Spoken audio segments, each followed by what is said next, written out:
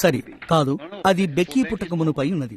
మరియు కావున నేను అనుకున్నాను, మంచిది, మీకు తెలియను, నేను కేవలం ఒక డైము ఖరీదు చేసే ఒక గిన్నెడు అటుకులను తినేవాణ్ణి. సరి, నేను కేవలం వారు దానిపై సంతకం చేసి నాకు నా టికెట్టును ఇచ్చేవారు. మీరు చూడండి, మరియు నేను దానికి వెల చెల్లించేవాణ్ణి, మరియు నేను దానిని తిరిగి ఇచ్చేవాణ్ణి. ఉద్యోగస్తులకు ఇచ్చే ఒక అకౌంటును నేను కలిగి ఉన్నాను కనుక దానిపై రాసి తిరిగి ఇచ్చేవాణ్ణి. మరియు ఒక దినమున ఒక గస్తీదారుల కూటమును మేము కలిగి ఉన్నాము. అప్పుడు వారిట్లన్నారు, మాయ్, అటువంటి దాన్ని రాసి ఇచ్చిన ఈ వెర్రివాడి ఎవరు? చూశారా, ఆ అధికారి ఒక ప్రాతకాల భోజనానికి 10 సెంట్లేనా అన్నాడు.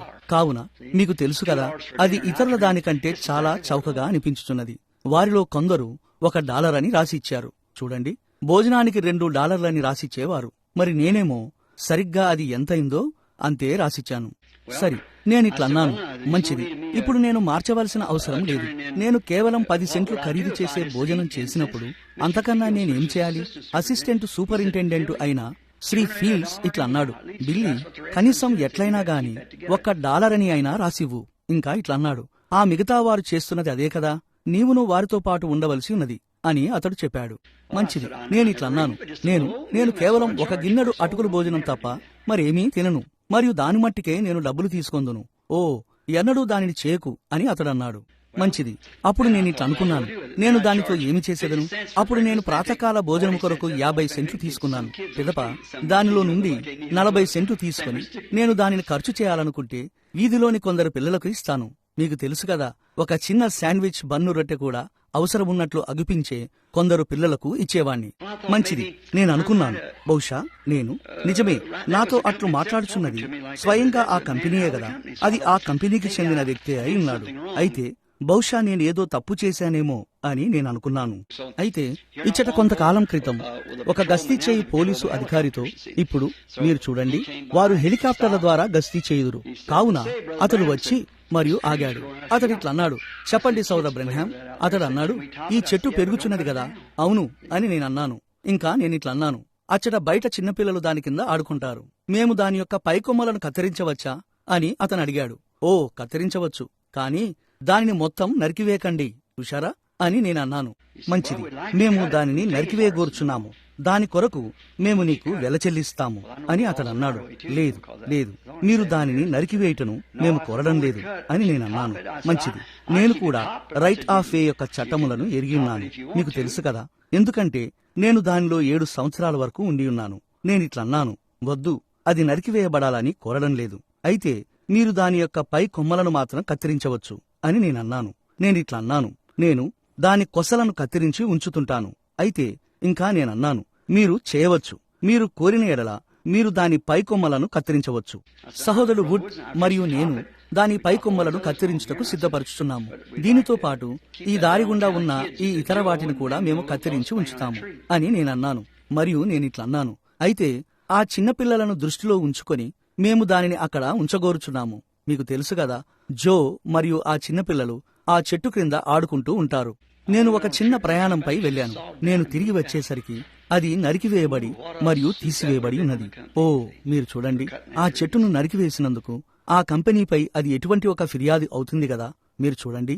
మరియు కావున నేనిట్లనుకున్నాను, ఇప్పుడు నేనిట్లన్నాను, ప్రభువా, నేను కనీసం దానిని ప్రస్తావించబోవడం లేదు.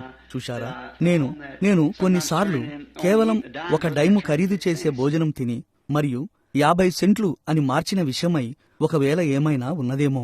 చూశారా, నేనిట్లన్నాను, ఒకవేళ దాని విషయమై నేను దానిని అట్లు చేసిన విషయమై ఏదైనా ఉన్న ఎడల దానిని సరిచేయబడనేమో. అప్పుడు నేను ప్రజాసేవా సంస్థలో ఉండుటను గూర్చి కలలు కనడం మానేశాను. చూడండి, ఎందుకంటే అక్కడే ఏదో విషయము ఉండి ఉంటుంది. మనము ఏమి చేస్తున్నామన్న దానిని మనము గమనించవలసి ఉన్నది. మనము దానిని ఏదో ఒక రోజు ఎదుర్కొనవలసి ఉన్నది. ఇచ్చటకు వచ్చుచున్నటువంటి చిన్న పిల్లలున్నారు. ట్రూడీ, మీ అమ్మగారు కూడా ఈ రోజున వచ్చారు. మీకు తెలియదని నేను అనుకొనుచున్నాను. ఇది ఆశ్చర్యకరముగా ఉందని నేను చూడగలను. మరియు మీరు ఉన్నత విద్యను అభ్యసించుటకు సిద్ధపడుచున్నారు. మరియు మనము కలిసి ఇచ్చట ఈ చిన్న ప్రయాణము చేశాము. ఇప్పుడు ఈ కూటము అయిపోయిన వెంటనే నేను ఒక కూటమునకు వెళ్తాను. మరియు మేము ఇంటికి వెళ్ళనున్నాము. మీ అందరితో మాట్లాడుటకు ఇదొక మంచి అవకాశంగా ఉంటుందని నేను తలంచాను. మరియు పిదప మీరు ఉన్నత విద్యకు వెళ్ళడానికి ముందు పిల్లలైన మీతో కొద్దిగా మాట్లాడుట మంచిదని కూడా నేను అనుకున్నాను. బైబిల్ గ్రంథములో నుండి ఒక వచనము చదివి మరియు దాదాపు 10 నిమిషాల వరకు నా హృదయపూర్వకంగా మీతో మాట్లాడతాను. నేను మీ దారి నుండి జారుకుంటాను. చూశారా, నేను పిల్లలతో మాట్లాడుటకు ముందు పెద్దలైన మీ అందరితో కూడా కేవలం 1 నిమిషము నేను మాట్లాడగోరుచున్నాను. ఇప్పుడది బహుశా ఒక ప్రయాసతో కూడిన ప్రయాణమై ఉండవచ్చును. అది అట్లే ఉండినది. అయితే నేను ఇక్కడ ఉన్నప్పటి నుండి ప్రభు వద్ద నేను నేర్చుకున్న దానికి, నేను ప్రభు వద్ద నేర్చుకున్న ఆ అనుభవానికి $10,000 ఇచ్చినా నేను తీసుకోను. సర్వశక్తుని యొక్క ఆజ్ఞకు పూర్తిగా విధేయుడినై నేను వచ్చి ఉన్నానని నేను నిజంగా నమ్ముచున్నాను. మరియు నేను ఎల్లప్పుడూ ఆ విధంగానే ఉండగలగాలని ఆశిస్తున్నాను. మరియు అక్కడ నేను వచ్చినప్పుడు ఒక విషయం ఏదనగా ఒక ప్రేరుడు సంభవించినప్పుడు ఇక్కడ టూసాన్ పైన నేను నిలబడి ఉన్నానన్న దర్శనము ద్వారా వచ్చి తిని సరి అది సంభవించినప్పుడు సహోదరుడు ఫ్రెడ్ అచ్చట ఉండి ఉన్నాడు. మరియు వారు ఆకాశంలోని ఆ దృశ్యమును ఫోటో తీశారని మీకు తెలియను. మరియు దాని గురించి నేను అంతగా ఆలోచించలేదు, దానిని అసలు గమనించనే లేదు. కావున ఒక దినమున ఏదో విధంగా అది నన్ను ప్రభావితం చేయడం మొదలుపెట్టినది. మరియు సహోదరుడు నార్మన్, ఇచ్చటనున్న నార్మన్ యొక్క తండ్రి నాతో చెప్పిరి, నువ్వు దీనిని గమనించావా అని అనిరి. మరియు నేను చూసిన వెంటనే సరిగ్గా అక్కడే వారు ఉండగలిగినంత తేటగా ఆ దూతలు సరిగ్గా అక్కడ ఆ పటములో ఉండి ఉన్నారు. చూశారా, అది ఎప్పుడు జరిగినదని కనుగొనుటకు నేను చూశాను. మరియు అది దాదాపు నేనక్కడికి వెళ్ళడానికి 1 లేదా 2 రోజుల ముందు లేదా 1 లేదా 2 రోజుల తర్వాత అదే సమయానికై ఉన్నది. అది ఎక్కడ జరిగినదా అని నేను చూశాను. అది ఫ్లాగ్ స్టాఫ్ కి ఈశాన్యమున లేదా ఫ్లాగ్ స్టాఫ్ క్రిందనున్న ప్రెస్కాట్ వద్దనై ఉన్నది. సరి, మేమున్నది సరిగ్గా అక్కడే అయి ఉన్నది. చూడండి, ఖచ్చితంగా అక్కడే ఉన్నాము. 26 మైళ్ళ ఎత్తు. అంతేకాదు, మీరు చూడండి, 4 లేదా 5 మైళ్ళ ఎత్తుకి పైగా ఆవిరి గాని తేమ గాని ఏ విధమైన పొగ లేదా మరేదైనా వెళ్ళలేదు. విమానాలు 19,000 మీటర్ల ఎత్తులో ఎగురుతాయి. అది ఈ మేఘాలన్నిటినీ దాటుకొని పైకి వెలుట కొరకై ఉన్నది. మీరు చూడండి, మరియు 19,000 మీటర్లు అనగా దాదాపు 4 మైళ్ళ ఎత్తై ఉన్నది. ఇదైతే మీరు గనక ఆ పటమును చూసినట్లయితే అది 26 మైళ్ళ ఎత్తులో మరియు 30 మైళ్ళ వెడల్పులో ఉండి మరియు ఒక పిరమిడ్ ఆకారంలో ఉండి ఉన్నది. మరియు నేను మీతో చెప్పినట్లు కుడి చేతి వైపున అసాధారణమైన ఆ దూతను నేను గమనించాను. ఛాతీని విరుచుకొని రెక్కలు వెనకకు చాపి లోపలికి వచ్చుచూ సరిగ్గా అది ఉన్నట్లే అతడక్కడ ఉండి ఉన్నాడు. వారు మొదటిగా నేను దానిని అసలు గమనించలేదు. అచ్చట చాలా సంగతులు ఉండి ఉన్నవి. ఒక రోజున నేను దారిగుండా వచ్చుచుండగా నేను చేయవలసిన కార్యమును గూర్చి నాతో పలికినటువంటి సంగతి ఏదో అక్కడ జరిగినది. మరియు అది నా సందేశం కాదు. And coming down the road the other day, there was something happened that spoke to me about the thing that I must do, and it's not my message. ఒకసారి లియో మెర్సియర్ ఇట్లు చెప్పాను, సహోదరుడా బ్రెన్హామ్, దీని తర్వాత ఒక సమయం వస్తుంది అని అన్నాడు. దాదాపు 5 లేక 6 సంవత్సరాలు, బహుశా 7 సంవత్సరాల క్రితం ఇట్లు చెప్పాను, సహోదరుడా బ్రెన్హామ్, ప్రభువు నీ పరిచర్యను మార్చబోచున్నాడు. ఇంకా ఇట్లన్నాడు, ఆయన అట్లు చేసినప్పుడు బహుశా నీవు ఆసుపత్రులను వరుసలో ఉంచి మరియు వారిని ఆ పడకల మీద నుండి మరియు అటువంటి వాటి మీద నుండి బయటకు రమ్మని పలికెదవు. దాని విషయమై సహోదరుడు లియో యథార్థంగా ఉండుటకు ప్రయత్నించుతున్నాడని నేను నమ్మినప్పటికీ అది సరిగా అనిపించడం లేదు. అయితే అది వాస్తవంగా అనిపించడం లేదు. ఎందుకనగా చూడండి, మన ప్రభువైన యేసు ఎన్నడూ దానిని చేయలేదు. చూశారా, ఆయన ఆసుపత్రులకు వెళ్ళాను. ఆ ఆసుపత్రిలో ఒకడున్నాడు. అది బైబిల్ గ్రంథములో ఎచ్చటనున్నదో మీకు జ్ఞాపకమున్నదా? అది బెతెస్దా కోనేరు వద్దనై ఉండెను. రోగులు, గుడ్డివారు, కుంటివారు, ఊచ కాలు చేతులు గలవారు, ఇంకా బలహీనులు అనేకులు ఆ దూత కొరకు వేచి చూస్తూ అక్కడ గుంపులుగా పడియుండిరి. ఇప్పుడు ప్రజలు దైవిక స్వస్థత కొరకు వేచి ఉన్నది ఒక ఆత్మీయమైన ఆసుపత్రిలో అయి ఉన్నది. మరి ఇక్కడ స్వయంగా ఆ దైవిక స్వస్థకుడే లోపలికి వచ్చి ఒక్కడిని మాత్రమే స్వస్థపరిచి మరియు బయటకు వెళ్లిపోయాను. కావున ఒక మర్త్యుడైన మానవుడు లేక ఒక పరిచర్యను ముందుకు వచ్చి దానికంటే ఏమాత్రం గొప్పగా ఉంటుందని మీరు ఆశించలేరు. చూశారా, నేను దానితో ఏకీభవించలేను. అయితే నేను వెనుకకు తిరగబోచుండగా పరిశుద్ధాత్మ నా పైకి వచ్చెను. ఒక కలము కావాలని నేను లియోని అడిగాను. నేను ఒక కాగితం ముక్కను తీసుకొని మరియు నేను దానిని వ్రాశాను. అది ఉన్న చోటుకు మీరెప్పుడైనా వెళితే ఈనాడు అది అతని మోటారు వాహనంలో ఉండి ఉన్నది. అది ఆ పాత అల్యూమినియం మోటారు వాహనమై ఉన్నది. దానిలో సామాన్లు తరలించడానికి నేను వాడుతుంటాను. ఆ తలుపు దగ్గరికి మీరు వెళ్లిన వెంటనే సరిగ్గా ఆ వాహనానికి ఎదురుగా ఆ కుడి చేతి వైపున ఒక అర ఉంటుంది. అది అక్కడ క్రింద ఉండి ఉన్నది. నేను దానిని అక్కడ పెట్టాను. ఇట్లు చెప్పాను, ఏదో ఒక రోజు మీరు దీనిని బయటకు తీయవచ్చును. దేవుడు పరిచర్యను ఎన్నడూ మార్చడు, కాని ఆయన ఆ పరిచర్యను కలిగి ఉన్న మనిషిని మార్చుతాడు. జరగవలసినది అదే అయి ఉన్నది. చూడండి, నేను ఏమి చేయవలసి ఉన్నదో నాకు తెలియను, కాని నేనిప్పుడున్న స్థితిలో దానిని చేయలేను. ఎందుకనగా నేను నా లోపల ఏదో జరగవలసి ఉన్నది, మరి దానిని దేవుడే చేయవలసి ఉన్నాడు. మేము తిరిగి ఇంటికి వెళ్లే ఉద్దేశమును కలిగి ఉన్నాము. పిల్లలు ఇంటి మీద బెంగ పెట్టుకుని ఉన్నారు. వారంతా తిరిగి వెళ్లవలనని కోరుచున్నారు. కావున ప్రభు చిత్తమైతే వారిని తిరిగి తీసుకుని వెళ్లాలని నేను తలంచున్నాను. బహుశా శనివారం కూడిక తర్వాత తిరిగి వెళ్తాము. ఇక అక్కడి నుండి నాకు తెలియదు. అయితే ఇప్పుడు నేను చేసేదానికి భిన్నంగా ప్రజల పట్ల భారాన్ని కలగజేయనటువంటిది ఏదైనా నా లోపల జరిగిన వెంటనే నాకు తెలియను. నేను ప్రజలను తిరస్కరించాను. చూడండి, మరియు నేనిక వారితో కలిసి చేయనటువంటిది ఏదియూ కలిగి ఉండగోరటం లేదు. నా భావం మీకు తెలుసు కదా. రిక్కీ రెకట్టా అని నేను పిలిచేటటువంటి వారితో అయి ఉన్నది. వారు చేసినటువంటి ఆ సంగతులను వారు కలిగి ఉన్నారు. నేను ఎంతో యథార్థంగా బోధించాను, మరియు దేవుడు అన్ని విధాలుగా దానిని ధృవీకరించాడు. మరి వారు దానిని నమ్మగోరని ఎడల ఇక ఏముంది? అటువంటప్పుడు వారిని అలా వదిలేయడమే. రానున్న ఆకురాలు కాలమున అంకురముతో చేరుటకు నేనక్కడికి వెళ్తున్నాను. అక్కడ నుండి సన్నద్ధుడనవుతాను. నా జుట్టు మరియు గెడ్డం పెరిగే వరకు అరణ్యములో వేచియుంటాను. మరియు నేను ఎక్కడికైనా వెళ్లాలని ప్రభువు కోరిన ఎడల ఆయన నాకు మాట సెలవిస్తాడు, మరియు నేను అక్కడికి వెళ్లి దానిని చేస్తాను. మరియు ఒకరోజు వచ్చుచుండగా దారిలో ఆయన నన్ను ఆపినాడు, మరియు అక్కడ నేను దేనిని సమీపిస్తున్నానన్నది నేను చూశాను.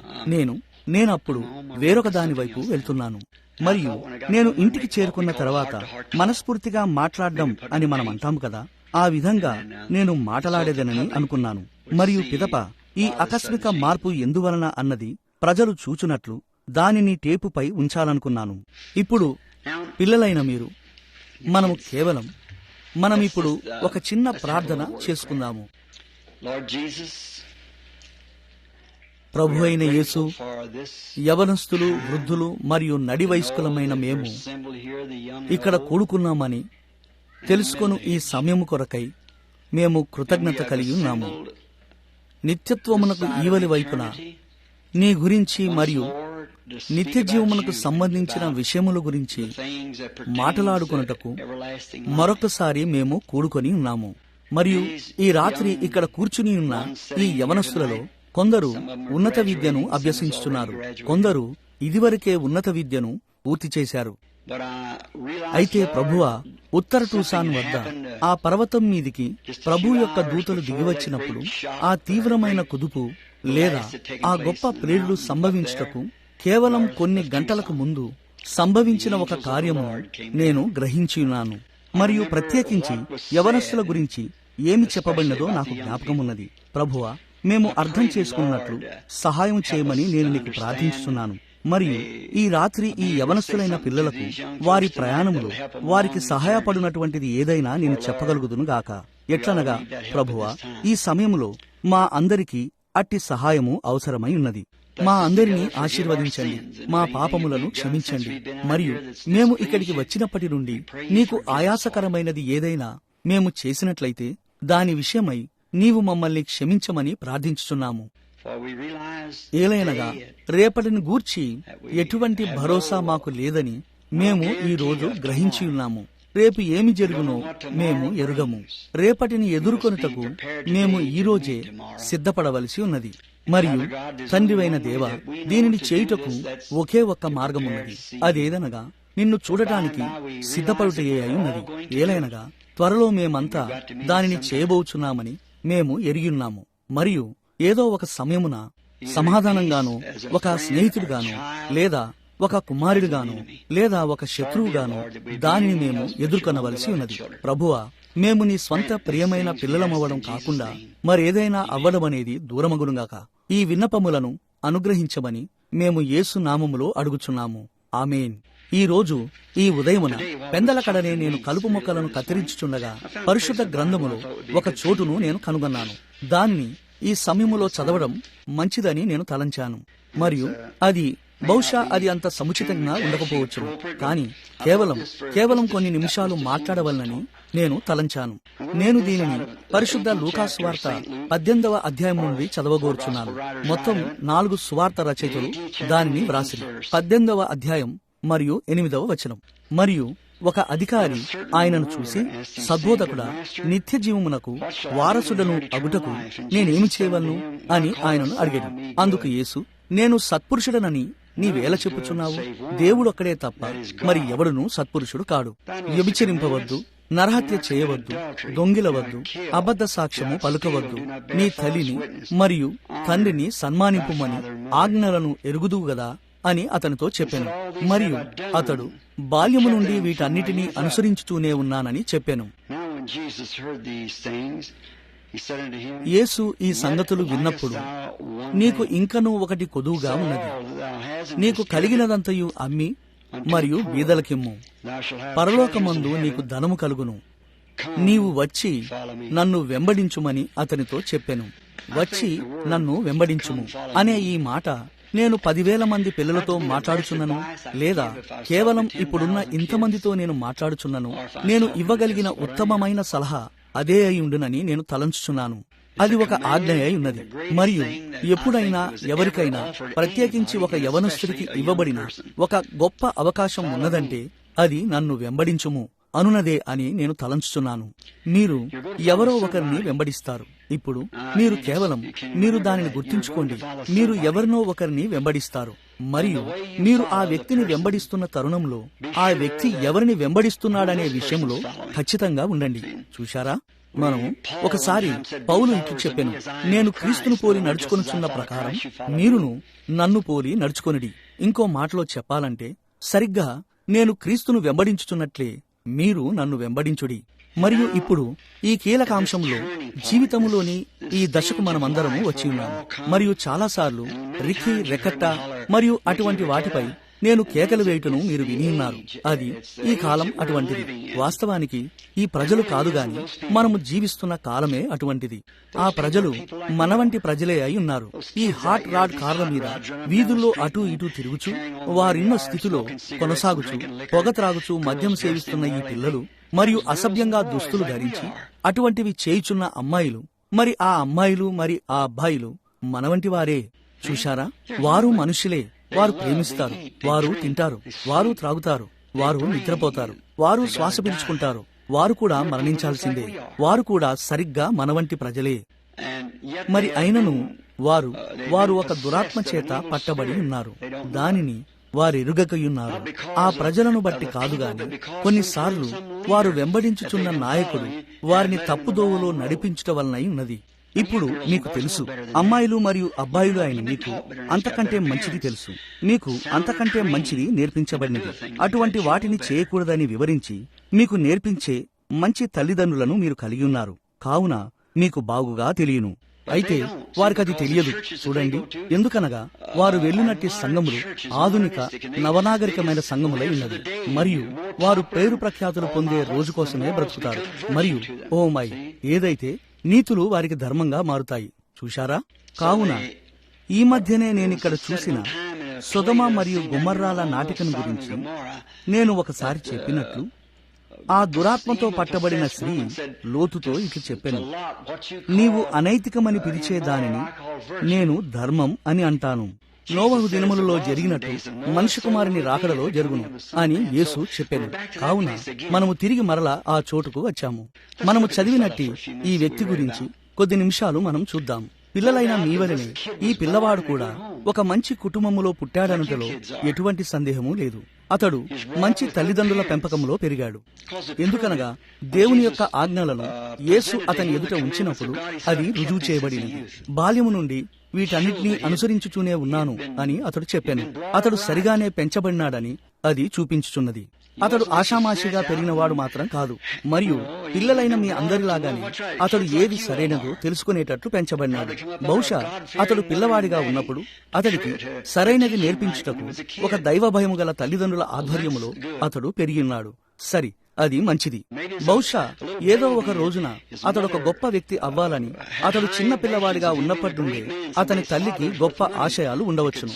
అతనికి చదువు చెప్పించి మరియు మంచి విద్యతో బయటకు వచ్చి మరియు ప్రపంచంలో ఏదైనా అగుటకు సమర్థుడిగా ఉండులాగున అతనికి విద్యను అందించుటకు తగినంత డబ్బును తన తండ్రి కలిగి ఉన్నాడు. మరియు ఈ పిల్లవాడిని చదివించుటలో ఈ తల్లిదండ్రుల యొక్క యథార్థతను బట్టి అతడు మీలాగా ఉన్నత విద్యాభ్యాసం చేసే సమయమునకు చేరుకున్నాడు. చూడండి, అది తన పాఠశాలను దాటి మరియు తన విద్యను పూర్తి చేసుకున్న సమయమై ఉన్నది. బహుశా ఆ తల్లిదండ్రుల జీవితం యొక్క సంతోషము మరియు గర్వకారణము అతడే అనుటలో ఎటువంటి సందేహము లేదు. మీరు కార్లను కలిగినట్లే ఆ రోజుల్లో అతడు మంచి గుర్రములను కలిగిన్నాడంటలో ఎటువంటి సందేహము లేదు. మరియు సరిగ్గా మీరు ఈనాడు కలిగిన్న వాటి వలె, అనగా మంచి దుస్తులను మరియు కార్లను కలిగి ఉండి జీవితాన్ని ఆనందంగా గడుపుతున్నట్లు చూసుకునే మంచి తల్లిదండ్రులను మీరంతా కలిగి ఉన్నట్లే అతడును కలిగి ఉన్నాడు. మరియు ఆ తల్లిదండ్రులు వారి కుమారుడు కేవలం ఒక సాధారణమైన వ్యక్తిలా కాకుండా ఒక అసాధారణమైన వ్యక్తి అగునట్లు నిత్యము ప్రార్థించుచుండిరి. తల్లిదండ్రులందరూ దానిని కోరుకుంటారు. నీ తల్లిదండ్రులను సన్మానించుము అనే ఆజ్ఞను యేసు ప్రస్తావించి మరియు అంతటితో ఆపివేయటను మీరు విన్నారా, చూశారా? మరియు ఏ తల్లిదండ్రుల యొక్క ఆశయమైనా అదే అయి ఉన్నది.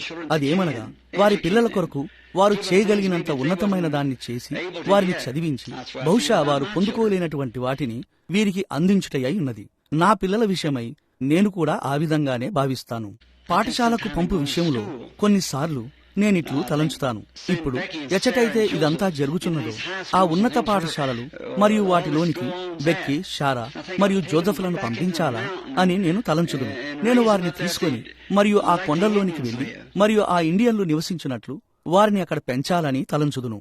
అయితే విషయం ఏమిటంటే పిల్లవాడి లోపల ఏమున్నదో అదే బయటకు వచ్చును. అది ఎక్కడైనా గాని అది బయటకు వచ్చును. ఒకవేళ అచ్చట చెడు ఉన్నట్లయితే అది ఇండియన్ క్యాంపులోనైనా బయటకు వస్తుంది. అచ్చట మంచి ఉన్నట్లయితే అది ఏ క్యాంపులోనైనా బయటకు వస్తుంది. చూశారా? అది ఆ పిల్లవాడిలో ఏమి ఉన్నదో, ఆ పిల్లవాడు దేనితో చేయబడినాడో, మీ లోపల ఏమి ఉన్నదో అను దానిపై ఆధారపడి ఉన్నది. మరియు ఇప్పుడు మీరేమై ఉన్నారో బహుశా మీ మిగతా జీవితమంతా కూడా అదే అయి ఉంటారు. మీరు ఒక మార్పు చెందే చోటులో ఉన్నారు. మీకు తెలుసా, 86% యేసుక్రీస్తు వైపుకు మార్చబడతాయన్నది 21 సంవత్సరాలలోపు వయసప్పుడే జరిగినది. అది దానిని చూపించుచున్నది. గణాంకాలు దానిని చూపించుచున్నవి. క్రీస్తునొద్దకు వచ్చు 86% వారు 21 సంవత్సరాలలోపు వయస్సునందే వచ్చుదురు. మీరు ఆ వయస్సును మీరు దాటిన తర్వాత మీరు బాగా మలచబడి లేదా మీ మార్గాలలో మీరు స్థిరపడి ఉంటారు. ఓ నిశ్చయంగా 70-80 ఏండ్ల వారు కూడా రావడం సాధ్యమే, కానీ అది చాలా అరుదుగా జరుగుతుంది. చూశారా? మీరు యవ్వనంలో ఉన్నప్పుడే మిమ్మల్ని మీరు నిర్మించుకుంటారు. మీరు చేయగోరు దానిని మరియు జీవితంలో మీరు సాధించుటకు ప్రయత్నించగోరు దాని విషయమై మీరు మీ ఆశయాలను స్థిరపరచుకుంటారు. మీరు దాని గురించి ఆలోచిస్తారు. అవునండి. మరియు మీరు మీ మనస్సులో ఆలోచిస్తుండగా మీ మనస్సును ఆధిపత్యం చేసే ఏదో తెలియని విషయం మీ మనస్సులోనికి సమర్పించబడుతుంది. మరియు పిదప ఎప్పుడైతే అది మీ మనసులోకి వస్తుందో అప్పుడు మీరు దానిని చేయబోచున్నారని దానిని మీరు చెప్తారు. మరి అప్పుడు మీ ఆశయాలు మిమ్మల్ని దాని వైపు నడిపిస్తాయి. కావున ఈ పిల్లవాడి గూర్చి అతడి ఆశయాలు గొప్పగా ఉండాలని తల్లిదండ్రులు ఆశించారు. దానిని నిర్వహించడానికి సరిపడా డబ్బును కలిగి ఉన్నారు. మరియు పిదప ఈ యవనస్తుడికి ఆ అవకాశం లభించాలని వారు ప్రార్థించారనుటలో ఎటువంటి సందేహమూ లేదు. మీరు చూడండి, వారు చేయగలిగినదంతా చేశారు. బహుశా అతడు చక్కని గుర్రములను కలిగి ఉండవచ్చును మరియు బహుశా స్త్రీలలో బాగా పేరు పొందినవాడై ఉండవచ్చును. మరియు పురుషులకు ఏమి జరుగుతుందో అదే స్త్రీలకు కూడా వర్తిస్తుంది. చూడండి, ఎందుకనగా మనము మానవ జీవితం గురించి, అనగా స్త్రీలు మరియు పురుషులు ఇరువురి ఆత్మల గురించి మాట్లాడుచున్నాము. మరియు పిదప ఆ పిల్లవాడు ఈ అవకాశం అంతటినీ పొందుకున్న తర్వాత చూడండి, మనం వాడుకలో సంపన్నుడు అని అంటాము కదా, అతడు ఆ విధంగా అయ్యాడు. అతడు అంతగా విచారపడవలసిన అవసరం లేనటువంటి ఒక స్థాయికి వచ్చాడు. అతని తల్లిదండ్రులు డబ్బును కలిగి ఉన్నారు. అతడొక అధికారి అయ్యాడు. బైబిల్ గ్రంథము ఇచ్చట దాని గూర్చి ఒక యవనస్తుడైన ధనవంతుడైన యవనస్తులకు అధికారిగా ప్రస్తావించుచున్నది. మరియు మనము చూచున్నాము, ఒక యవన వయసులో, బహుశా అతని యొక్క యవన కాలములో కేవలం పాఠశాల నుండి, ఉన్నత విద్య నుండి బయటకు రాగానే బహుశా కొన్ని నెలలలోపే అతడొక అధికారి అవ్వడాన్ని మనం చూస్తాము. మరియు హృదయము కోరుకునేవన్నీ అతడు కలిగి ఉన్నాడు. మరియు ఆ పిల్లవాడు ఆధునిక రిక్కీ వంటి వాడు కానే కాదు. అతడొక మంచి పిల్లవాడు. లూకా దాని గూర్చి వ్రాసినప్పుడు, లేదా అది మార్కు అని నేను నమ్ముచున్నాను, యేసు అతని వైపు చూసి మరియు నిట్టూర్పు విడిచెను, ఎందుకనగా ఆయన అతడిని ప్రేమించెను. చూశారా? ఆ పిల్లవాడి గురించి ఏదో విషయం ఉన్నది. ఈ పిల్లవాడిని ఒక మంచి వ్యక్తిత్వం అంటిపెట్టుకుని ఉన్నది. అతడు ఎక్కడి నుండి వచ్చాడు?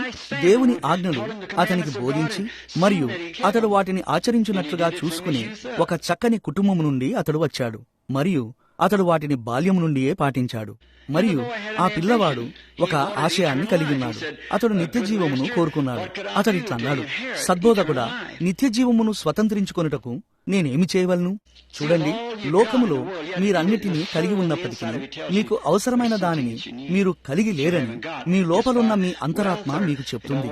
కేవలం ధనము వలన, లేదా అది ఎప్పుడూ ధనమే అయి ఉండనక్కర్లేదు, అది పేరు ప్రఖ్యాతలై ఉండవచ్చును. తన అందం గురించి ఆలోచించుకునే ఎవరో ఒక అందమైన అమ్మాయి అయి ఉండవచ్చును.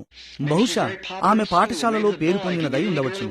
బహుశా తాను కోరుకున్న ఏ అమ్మాయినైనా పొందగలిగిన అబ్బాయి అయి ఉండవచ్చును. అతడు చాలా భద్రతలో ఉన్నాడని అతడు భావించును. అది భద్రత కాదు. అది సరిగ్గా పొలములోని పువ్వు వలె వాడిపోవును. చూశారా? అది వెళ్లిపోవును. ఎంతో కాలం ఉండదు. కేవలం కొన్ని పొద్దులు గడిచిన పిమ్మటనే అది వెళ్లిపోవును. పిదప నిత్యము జీవించవలసిన ఒక ఆత్మను మీరు కలిగి ఉన్నారు. మరియు అతడు మోకరించి తనను తాను ప్రభువైన యేసుకు తెలియజేసుకున్నటను బట్టి యవనస్తుడైన ఆ పిల్లవాడు ఒక మంచి వ్యక్తిత్వాన్ని కలిగి ఉండవచ్చును. అతడిట్లనెను, సద్బోధకుడా, నిత్య జీవమును స్వతంత్రించుకొనుటకు నేనేమి చేయవలను? అందుకాయన ఇట్లనెను, దేవుడొక్కడే తప్ప మరి ఎవడును సత్పురుషుడు కాడని నీవు ఎరిగిండియు నన్ను సత్పురుషుడని ఏల చెప్పుచున్నావు అనెను. చూశారా? ఇందులో ఆ యవనస్తుడు ఏమి వ్యక్తపరిచాడు? ఆయన దేవుడని వ్యక్తపరిచాడు. చూశారా? ఆజ్ఞలను నీ ఎరుగుదువు గదా, వాటిని అనుసరించుము అని ఆయన చెప్పాను. అందుకతడు, బోధకుడా, ఏ ఆజ్ఞలు అని అడిగాను. ఆజ్ఞలు, నీ తల్లిదండ్రులను సన్మానించుము మరియు మొదలగు వాటిని అని ఆయన చెప్పాను. బాల్యము నుండే వీటన్నిటినీ అనుసరించాను, నేను దీనిని పాటించాను అని అతడు చెప్పాను. చూడండి, అందుకైన అయినను నీకింకా ఒకటి కొదువుగా ఉన్నది. వెళ్ళి నీకు కలిగినవన్నీయు అమ్మి బీదలకు పంచిపెట్టుము మరియు నన్ను వెంబడించుము అని చెప్పాను. ఎటువంటి అవకాశం గదా! అది పేతురు, యాకోబు లేదా యోహాను, వారిలో ఎవరైనా అయ్యుండవచ్చును. చూడండి, ఆ పిల్లవాడు తర్ఫీదు చేయబడి సరిగానే పెంచబడినాడు మరియు అతనిలోనున్న సామర్థ్యాలన్నిటినీ, అనగా బహుశా అతడు కలిగియున్న విద్య, యవ్వనము, ధనము, పలుకుబడిని వినియోగించుకొని అతడు సువార్తను అందించినట్లు అతడిని వాడుకొనుటకు క్రీస్తు ఎదుట ఉంచబడినాడు. మరి అయినను అతడు దానిని నిరాకరించెను. ఎటువంటి ఒక ఆ యవనస్తుడిది ఎటువంటి ఒక నిర్లక్ష్య వైఖరి కదా! చూశారా? నన్ను వెంబడించుము. ఇప్పుడు చూడండి, అతడు ఎవరినో ఒకరిని వెంబడించవలసి ఉన్నది. అతడు సహవాసం కలిగిన్న ప్రజల యొక్క పలుకుబడినో, ఎవరైనా యవనస్తురాలి పలుకుబడినో, అతని సహచరులకు ఎవరైనా అబ్బాయిల గ్యాంగ్ యొక్క పలుకుబడినో, తన పాఠశాలలోని స్నేహితులను అతడు వెంబడించవలసి ఉన్నది, లేదా యేసుక్రీస్తును వెంబడించవలసి ఉన్నది. అతడు అంతటి మంచితనమును కలిగి ఉన్నప్పటికీ తాను నిత్య జీవమును కలిగి లేడని అతడు ఎరిగి ఉన్నాడు. పిల్లలారా, మీరు ఆలోచించవలసింది దాని గురించి అయి ఉన్నది. చూశారా? ఇప్పుడు ఈ రాత్రి ఆ పిల్లవాడిని చూడండి. అతడు ఏమై ఉండగలిగేవాడు? కాని అతడు ఏమై ఉన్నాడు? ఈ రాత్రి అతడు ఏమై ఉన్నాడు? అతనెక్కడో ఉన్నాడు. అతడొక మానవుడే. అతనెక్కడో ఉన్నాడు. అతడు తీర్పు కొరకు వేచి ఉన్నాడు. దాదాపు అదే పరిస్థితుల క్రింద పిల్లలైన మీకు ఇవ్వబడిన అదే అవకాశమును త్రోసివేయటను బట్టి ఆ దినమున న్యాయ తీర్పును ఎదుర్కొనుటకు అతడు వేచియున్నాడు. చక్కని పిల్లలు, మంచి వ్యక్తిత్వం, చక్కని తల్లిదండ్రులను మీరు కలిగి ఉన్నారు. మీరు చేయగోరితే తప్ప అసలు పని చేయాల్సిన అవసరమే లేదు. చూశారా? అయితే దానితో పాటు వెల్లునట్టి విషయం వేరొకటి ఉన్నది. దానితో పాటు ఏదో విషయం ఉంటుంది. ఈ రాత్రి ఆ మాట అస్సలు మరణించదు. నన్ను వెంబడించుము అనే ఈ మాట ప్రతి యవనస్తుడికి, ప్రతి యవనస్తురాలికి ఇంకను ఒక సవాలుగా ఉన్నది. చూశారా? మాటలు మరణించవు. మీరు ఏదైనా మాట్లాడినప్పుడల్లా కేవలం గుర్తించుకోరండి. అది రహస్యంగా మీ కారులోనైనా, అది ప్రసంగ వేదిక మీదనైనా, అది మీ ప్రియురాలు లేదా ప్రియుడితో వీధి చివరనైనా, అది ఎక్కడైనా గాని అది ఎన్నడూ మరణించదు. అది ఎప్పటికీ జీవించవలసి ఉన్నది. నేను ఆ అమ్మాయిని చూసినప్పుడు హాలీవుడ్ నటి అయిన అందమైన యవనస్తురాల్ని ఒక రాత్రి నేను దర్శనంలో చూశాను. మరియు సహాయం పొందుటకు ప్రయత్నిస్తూ ప్రాకులాడుతూ ఆమె చనిపోవడాన్ని నేను చూశాను. ఆమె గుండెపోటుతో మరణించినది. ఆమె కుమారి మన్రో అయి ఉన్నది. మరియు ఇది 2 సంవత్సరాల క్రితమై ఉన్నది. మరియు ఆమె చనిపోవుటను నేను చూశాను. మరియు 2 రోజుల తర్వాత ఆమె మరణించినది. పిదప ఒక రాత్రి నేను ఆ అమ్మాయి యొక్క స్వరమును విన్నాను. ఏ విధంగా? డాడీ, నీవు తిరిగి రాని ఆ నది వద్దకు అన్ని వేళలా వెళ్తుంటావు కదా అని పిల్లలు నాతో చెప్పుచుండిరి. ఈ రాత్రికి అటువంటి ఒక నాటికను వారు కలిగి ఉన్నారు అని చెప్పారు. ఫలానా రాత్రి అది ప్రదర్శించబడుతుందని 1 వారము లేదా 2 వారాలకు ముందే వారు నాతో చెప్పారు. నేనిట్లా అనుకున్నాను, సరే నేను దానిని చూడగోరతాను.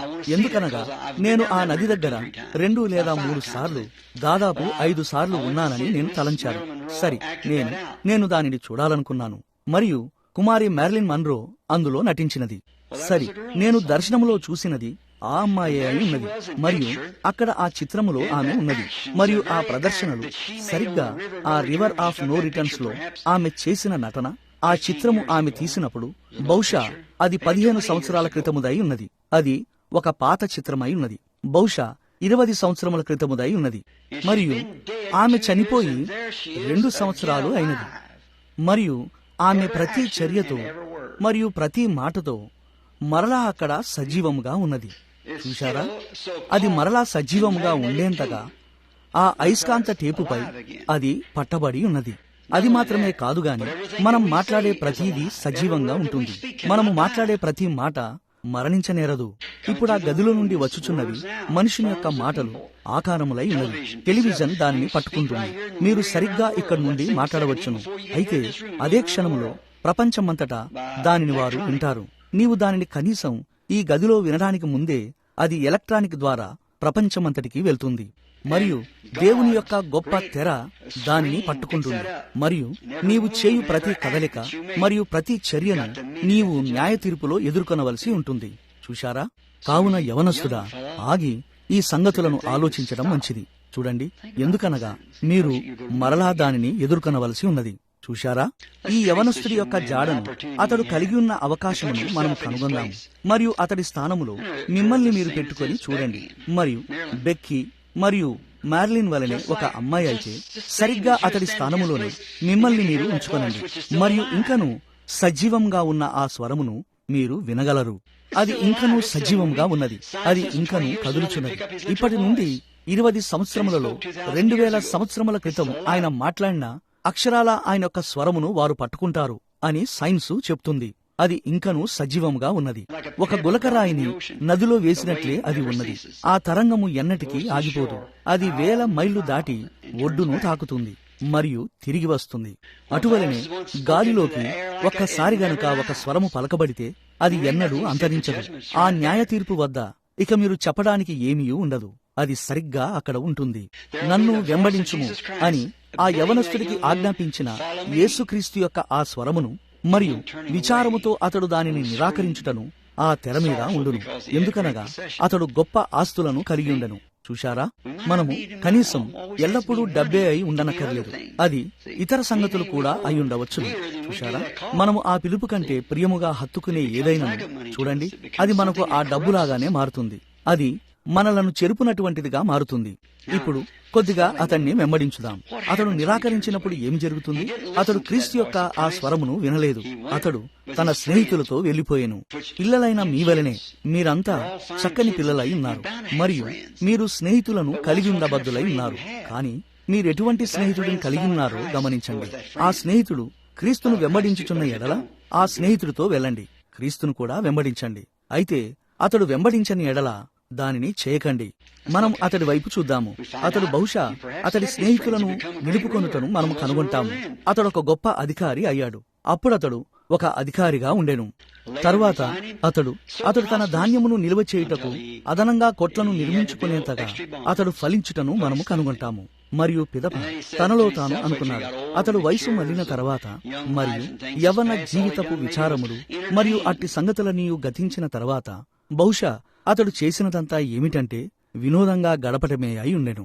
నా వలె, నా భార్య వలె, మీ తల్లిదండ్రుల వలె ఒక వృద్ధుడు లేదా ఒక వృద్ధురాలు ఉన్నారంటే అప్పుడు వారు ఆలోచించుటకు ఇక ఏమీ ఉండదు. వారట్లు చేయలేరు. యవనస్తులు మరియు యవనస్త్రాల వలె బయటకు వెళ్లి మరియు వీధుల్లో అటూ ఇటూ పరిగెత్తడం వంటివి వారు చేయగోర్రని మీకు తెలియను. ఎవరు మీకు భార్య లేదా భర్త అవ్వబోతారని బయటకు తిరగడానికి వెళ్లరు. లేదా చూడండి, వారు మనసులో అటువంటి వాటిని కలిగి ఉండరు. వారు పిల్లల్ని కలిగి ఉన్నారు, మరి వారి పట్లనే ఆసక్తిని కలిగి ఉంటారు. రేపన్నది ఉన్నట్లయితే రేపు మీరంతా ఆ విధంగానే అవుతారు. చూశారా? మరియు ఈ వ్యక్తిని చూడండి, అతడు బహుశా అతడికి వివాహము కూడా అయ్యుండకపోవచ్చును. మరి అయితేనేమి, అతడొక గొప్ప అధికారి అయి ఉండెను మరియు అతడు స్థిరపడినాడు. మరియు యెరూషలేములో ఉన్నట్లే నేటికి సాయంకాల వేళలో చల్లగానున్నప్పుడు ఈ సమయానికి వారు ఇంటిపైనే ఆహారము తింటారు. మరియు అతనితో పాటు మరొక పాత్ర జోడించబడుటను మనం కనుగొంటాము, ఒక భిక్షగాడు. మరియు పొరుగువాడిని గణపరచవలననియు ఇతరులు నీకు చేయాలని నీవు అనుకున్నట్లే వారికి నీ చేయవలనన్న విధంగా ఆ వ్యక్తి పెంచబడినాడు. చూడండి, క్రీస్తు యొక్క పిలుపును త్రోసివేయటను బట్టి తుదకు అటువంటి కుటుంబములో పెంచబడిన ఒక అబ్బాయి నుండి అది ఎన్నడూ తొలగిపోవునట్లు కనిపించదు. కాని అది జరిగినది, అదే జరిగినది. మరియు అతడిని ఆహారం కొరకు యాచిస్తూ ఆ గేటు వద్ద లాజరు అను పేరు గల ఒక వ్యక్తి పడి ఉండెను. ఆ భిక్షగాడు తన కొరకు కాదు గాని అతడు ఊడ్చి కుక్కలకు వేసిన పనికిరాని రొట్టె తునుకలను తినేవాడు. మరియు అతడు పూర్తిగా పుండ్లతో ఉండెను. కాని అప్పుడు ఆ మనిషి అయితే సమాజంలో చాలా మెరుగైన వాడిగా ఉండెను. అయితే అతడికి ఎంత మాత్రమూ కనికరం లేదు. అతడు మొద్దుబారిపోయెను. ఎందుకనగా క్రీస్తు యొక్క ఆ ప్రతిపాదనను అతడు తృణీకరించెను. మరియు బహుశా ఒక సాయంకాలం ఈ సమయానికి చక్కని ద్రాక్షారసమును సేవిస్తూ మరియు అతని చుట్టూ నగలు ధరించిన అందమైన స్త్రీలతో మరియు అటువంటి వాటితో అతని హృదయం కోరిన వాటన్నిటితో ఉండెను. మరియు అభినందనలు తెలుపుచూ త్రాగుచుండెను. ఒక భిక్షగాడు మాత్రం ఆ గేటు వద్ద పడి ఉండెను. మరియు మరుసటి ఉదయమున సూర్యోదయం కాకముందే అతడు పాతాళములో ఉండెను. లాజరు వచ్చి తన నాలుకను నీటితో తడపవలసిందిగా కేకలు వేయుచుండెను. అది సంఘటన యొక్క మార్పై ఉన్నది. మరియు తండ్రివైన అబ్రహామా అని అతడు అన్నప్పుడు అబ్రహాము యూదులకు తండ్రి అని అతడింకను గుర్తించుకుంటను మీరు గమనించండి. అతడిట్లనెను, తండ్రివైన అబ్రహామా, తన వ్రేలును నీళ్లలో ముంచి నా నాలుకను చల్లార్చుటకు ఆ భిక్షగాడైన లాజరును ఇక్కడకు పంపుము. నేను ఈ అగ్నిజ్వాలలో యాతన పడుచున్నాను. అందుకతడు మరియు అబ్రహాము అది నేనట్లు చేయలేను అని ఖండితంగా చెప్పాను. నీవు చూడుము, ఇదంతయు కాదుగాని జీవితములో నీ అవకాశము నీకు వచ్చినది అని అనెను. అది అతనికి ఎప్పుడు కలిగెను? నన్ను వెంబడించుము అని యేసు చెప్పినప్పుడే అయి ఉన్నది. కాని అతడు దానిని నిరాకరించెను. అతడు డబ్బును సంపాదించుకొనగలిగే దారిలో వెళ్ళాడు. మరియు అది సరియే, డబ్బును సంపాదించడంలో తప్పేమీ లేదు. అయితే దానిని మీరు చేస్తుండగా యేసును వెంబడించండి. చూశారా? మరియు అతడు ఆ గుంపుతో మరొక దారిలోనికి వెళ్ళిపోయాడు. మరియు ఆయన అబ్రహాము ఇట్లు చెప్పుటను మీరు కనుగొంటారు.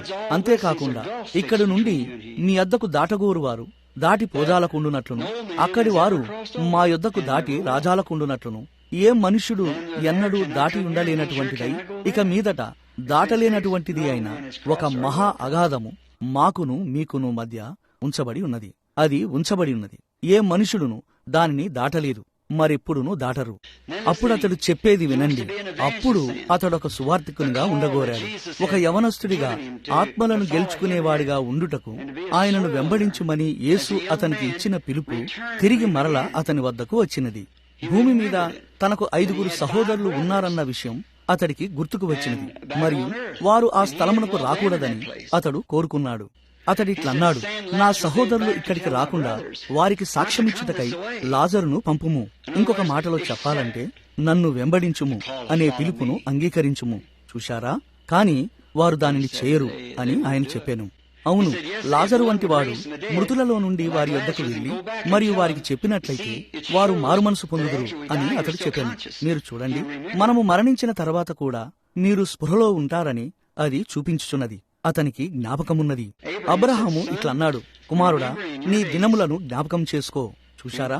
మీకింకను జ్ఞాపకం ఉంటుంది. మీరు మీ జ్ఞాపక శక్తిని కోల్పోరు. మీకు జ్ఞాపకమనేది ఉంటుంది. మరియు ఆ మనుషుడికి ఉన్న జ్ఞాపకాలతో ఇంకను అదే స్థలములో ఉండగానే నన్ను వెంబడించుము అని యేసు చెప్పుటను వినడానికి అతనికి వచ్చిన అవకాశమును జ్ఞాపకం చేసుకున్నాడు. అయితే అతడు తప్పుడు వ్యక్తిని, తప్పుడు గుంపును వెంబడించాడు. అతడు తప్పుడు గుంపులో చేరి మరియు తప్పుడు స్థలమునకు వెళ్లి మరియు తప్పుడు నిత్యత్వములో తన జీవితాన్ని ముగించుకున్నాడు. ఆ దినమున దేవుని యొద్ద నుండి శాశ్వతంగా నశింపజేయబడెను. యేసు కూడా ఒక గొప్ప ఆశ్చర్యకరమైన మాట చెప్పాడు. మృతులలో నుండి ఒకడు లేచి వారి యొద్దకు వెళ్ళినా గాని వారు నమ్మరు. ఎందుకనగా వారి యొద్ద మోషే ధర్మశాస్త్రము ఉన్నది మరియు వారు దానిని వినని ఎడల అప్పుడు మృతులలో నుండి ఒకడు లేచినా కూడా వారు వినరు. వారు విననే వినరు. ఎందువల్ల ధర్మశాస్త్రం అటువంటిదేదైనా మాట్లాడినదా? అవును, ఇతరులు మీకు చేయవల్లని మీరు కోరినది మీరును వారికి చేయండి. మరియు అతడు ధర్మశాస్త్రం కింద జీవించను. కాని ఆ భిక్షగాడు ఆ గేటు వద్ద చనిపోవచ్చున్నను పట్టించుకోలేదు. చూశారా? అతడు దేవుని యొక్క ఆజ్ఞల కింద జీవించాడు.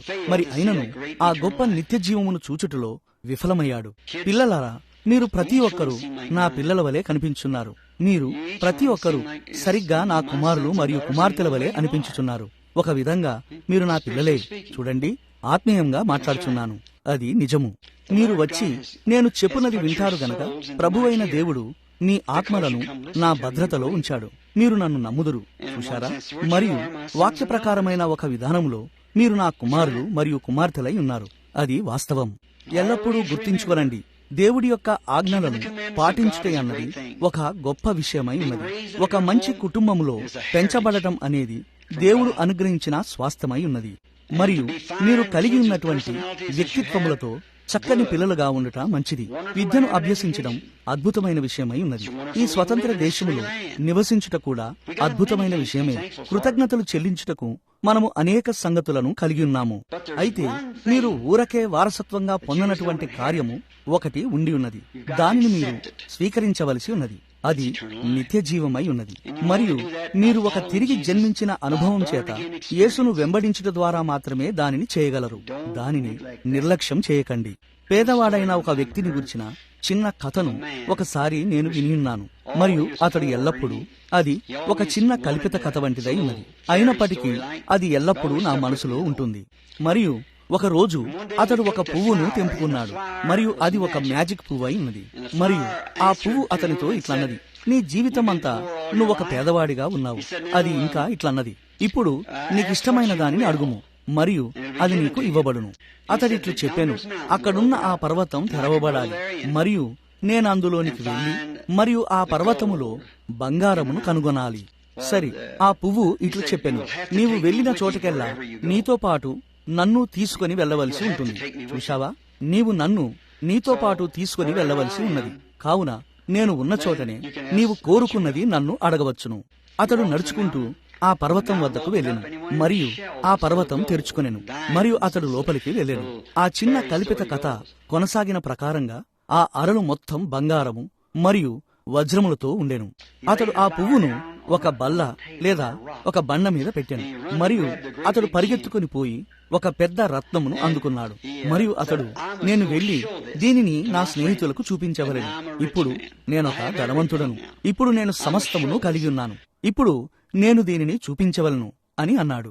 అప్పుడు ఆ పువ్వు ఇట్లు పలికినది, కాని నీవు ముఖ్యమైన దానిని మర్చిపోయావు అని చెప్పినది. కావున అతడు వెనకకు పరిగెత్తుకొని పోయి, సరి, బహుశా నేను కొద్దిగా బంగారమును తీసుకుంటాను, నేను కొంచెం వెండిని తీసుకుంటాను అని చెప్పి వాటిని అందుకున్నాడు. మరియు కావున అతడు, నేను ఎంతటి ధనవంతుడినో మరియు నేను ఏమేమి కలిగి ఉన్నానో ప్రజలకు చెప్పుటకు నేను త్వరగా బయటకు వెళ్ళాలి అని అన్నాడు. మరియు అతడు ద్వారమునొద్దకు వచ్చాను. అప్పుడు ఆ పువ్వు అతనితో ఇట్లు చెప్పాను, కాని నీవు ఆ ముఖ్యమైన దానిని మర్చిపోయావు. కావున అతడు మరలా వెనుకకు పరిగెత్తెను. ఇక్కడ మనము అన్ని రకములైన పదార్థములను కనుగొనుచున్నాము అని అతడనెను. కావున అతడొక రాయిని తీసుకొనెను. నేను ఈ రాయిని తీసుకుని వెళ్లి మరియు ఈ పర్వతము ఎటువంటి రాయితో చేయబడిందో ప్రజలకు చూపిస్తాను. తద్వారా తిరిగి నేను దాని వద్దకు నా దారిని కనుగొనగలను అని అన్నాడు. చూశారా? మరియు బయటకు వెళ్ళుటకు అతడు ద్వారం దగ్గరకు వచ్చాడు. మరియు ఆ పువ్వు ఇక చివరిసారిగా చెప్పాను, నీవు ముఖ్యమైన దానిని మర్చిపోయావు. ఓ నోరు మూసుకో అని అతడు అన్నాడు. చూడండి, ముఖ్యమైన దానిని మర్చిపోయావు అనే మాటను అతడికి ఎంత మాత్రము వినగోరలేదు. కావున అతడు ఆ ద్వారమునొద్దకు పరిగెత్తుకొని వెళ్ళాడు. మరియు అతడట్లు చేసినప్పుడు ఆ పువ్వు లోపల ఉండగా తన వెనుక ఆ ద్వారము మూసుకుపోయినది. ముఖ్యమైనది ఆ పువ్వే అయి ఉన్నది. చూశారా, ముఖ్యమైనది ఆ పువ్వే. సంవత్సరాల క్రితం మీ వలనే ఒక పిల్లవాడిగా ఫినిక్స్ లో ఇక్కడ పైన గడ్డి బీళ్ల వద్ద ఒక ఖనిజ పరిశోధకును గూర్చి ఒక కాగితమును చదువుచుంటిని.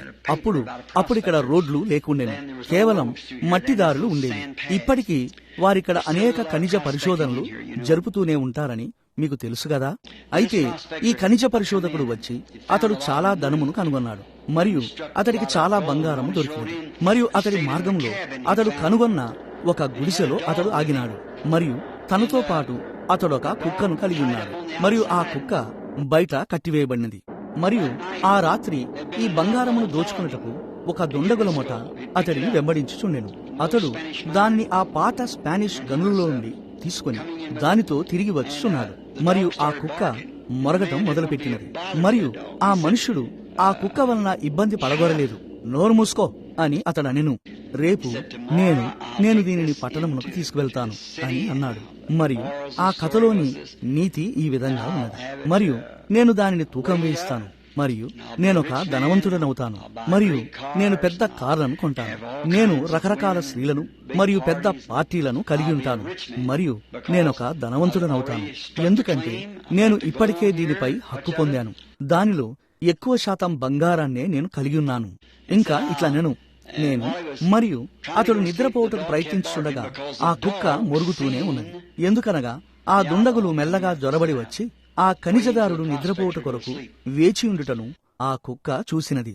అతడు లేచి మరియు మరలా ఆ కుక్కపై కేకలు వేసి నోరు మూసుకో అని అన్నాడు. మరియు పాపం ఆ కుక్క మూలుగుతూ మరియు ప్రమాదం పొంచి ఉన్నదని దాని యజమానుని హెచ్చరించుటకు ప్రయత్నించినది. మరియు ఎప్పుడైతే అది మళ్లీ ఆ కుక్క మొరగటం మొదలుపెట్టినప్పుడు ఆ ఖనిజదారుని వద్ద ఒక తుపాకీ ఉన్నది. అతడు ఇక ఇబ్బంది పడగోరలేదు. కాబట్టి అతడు వెంటనే లేచి మరియు ఆ కుక్కను పేల్చివేశాను. మరియు ఆ రాత్రి ఆ దుండగుల చేత ఆ ఖనిజదారుడు చంపబడినాడు. అతని యొక్క అందమైన కలలన్నీ అతనికి ఏ మంచి చేయలేదు. ఎందువలన అతడిని హెచ్చరించుచున్న ఆ స్వరమును అతడు ఆపివేశాడు. ఎవరైనను దేనినైనా చేయుటకు ప్రయత్నించలేరు. పిల్లలైన మీరున్న విధానములో పెంచబడిన తర్వాత దానిని చేయవద్దు అని ఏదో మీతో చెప్తుందని మీకు అనిపించినంత వరకు ఎన్నడూ ఏ తప్పును చేయలేరు. ఇప్పుడు మిమ్మల్ని హెచ్చరించుచున్న ఆ స్వరమును ఎన్నడూ ఆపివేయకండి. మరియు ఎల్లప్పుడూ గుర్తుంచుకొనండి, నన్ను వెంబడించుము అని చెప్పిన ఆ స్వరమును స్వీకరించండి. మరి అప్పుడు మీరు ఎల్లప్పుడూ సరిగానే ఉంటారు. మీరలా చేస్తారని నేను నమ్ముచున్నాను. నాకు మీ మీద నమ్మకమున్నది. అయితే యేసు యొక్క ఆ స్వరము ఈ రాత్రి భూమి మీద సజీవంగా ఉన్నదని మాత్రం ఎల్లప్పుడూ గుర్తుంచుకోనండి. గాలిలోని ఈథర్ తరంగములోనికి ఆ స్వరము వెళ్ళినప్పుడు మనం మాట్లాడిన ప్రతి మాట మరియు ప్రతి స్వరము ఇంకను సజీవంగా ఉన్న రీతిగానే సరిగ్గా అది అట్లే ఉన్నది. అది చూడండి, దానిని బయటకు పంపించే ప్రసార యంత్రాన్ని మీరిచ్చట కలిగి ఉన్నారు. దానిని బయటకు పంపే ప్రసార సాధనము మీరే అయి ఉన్నారు. ఇప్పుడు దానిని పట్టుకొనుటకు ఆ ప్రసార కేంద్రము అవసరమై ఉన్నది. మరియు యేసు దేవుని వాక్యం యొక్క ప్రసార సాధనమై ఉన్నారు. ఎందుకనగా ఆయన ఒక మనుషునిలో ప్రత్యక్షపరచబడిన దేవుని యొక్క త్రిఏకత్వమై ఉన్నాడు. ఆయన పరిపూర్ణమైన దేవుడు మరియు పరిపూర్ణమైన మానవుడై ఉండెను. మరియు దేవుని యొక్క త్రిత్వము అనగా తండ్రి, కుమారుడు మరియు పరిశుద్ధాత్మగానున్న దేవుని యొక్క త్రిత్వ గుణలక్షణములు యేసుక్రీస్తు అను ఆ ఒక్కడిలో ప్రతిబింబించబడెను. కావున అచట ఆయనే వాక్యమై ఉన్నాడు. మరియు నా మాటలు విని నన్ను పంపిన వాని యందు విశ్వాసముంచువాడు నిత్య జీవం గలవాడు అని చెప్పిన ఆ ప్రసార సాధనం ఆయనే అయి ఉన్నాడు. చూశారా, నా మాటలు విని మరియు నన్ను పంపిన వాని యందు విశ్వాసముంచువాడు నిత్య జీవం గలవాడని మీతో నిశ్చయముగా చెప్పుచున్నాను. ఇప్పుడు ఆ మాట ఒక ప్రసార సాధనము నుండి బయటకు వెళ్ళింది. ఒక దినమున ఆయనకి చెప్పాను, ఈ కొండను చూచి కదిలిపొమ్ము అని చెప్పి, మరియు మీ హృదయములో సందేహింపక మీరు పలికినది జరుగునని విశ్వసించిన ఎడల మీరు చెప్పినది మీరు పొందుదురని మీతో నిశ్చయంగా చెప్పుచున్నాను.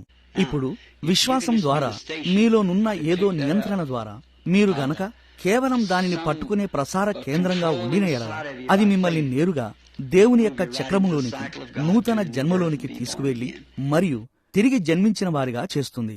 అప్పుడు ప్రమాదం పొంచి ఉండగా మిమ్మల్ని ఎల్లప్పుడూ హెచ్చరించే ఆ స్వరమును వినుటకు మీరు నిత్యము సంబంధం కలిగి ఉంటారు.